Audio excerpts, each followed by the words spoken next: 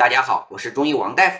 你有没有感冒咳嗽总不见好的情况呢？最近呢，我就接诊了这么一位患者，他跟我说呀，自己不小心受凉后就开始咳嗽，流清水鼻涕，特别是到了晚上，咳嗽啊更厉害，觉啊都睡不好，然后啊经常感觉到前额发胀，鼻子里面呼出的气啊都是热的，睡醒以后啊喉咙还干得不行。他自己啊也是摸不清楚到底是怎么回事，这才特意来找我咨询。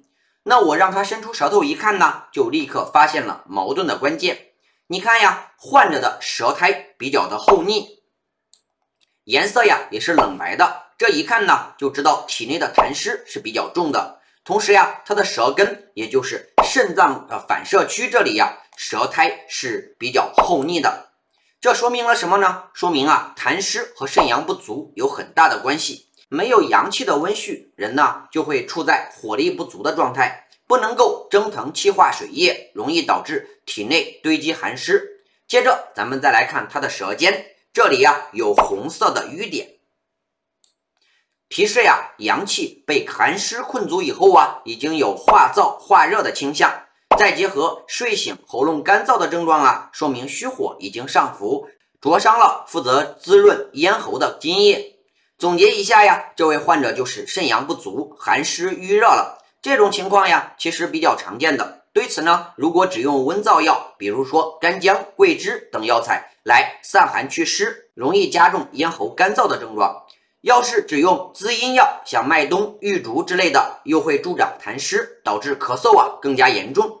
那怎么办呢？正确的调理思路应该是温阳化湿与滋阴润燥的方法呀并用，这样才能够治标也治本。而针对这位患者的情况呀，个人建议可以参考用小青龙汤为基础方进行加减。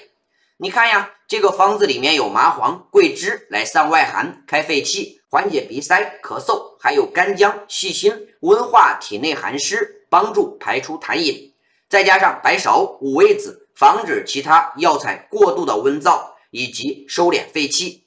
然后呢，我们再搭配上沙参、玉竹、麦冬等药物补充津液，既缓解了干燥热气，还不会助长湿气。咱们的中医啊，强调的是因人制宜，每个人的体质都不一样，大家需要精准辩证，才能够找到最适合自己的调理方法，千万不要随意用药。好了，我们今天的分享就到这里，我是王医生，我们下期再见。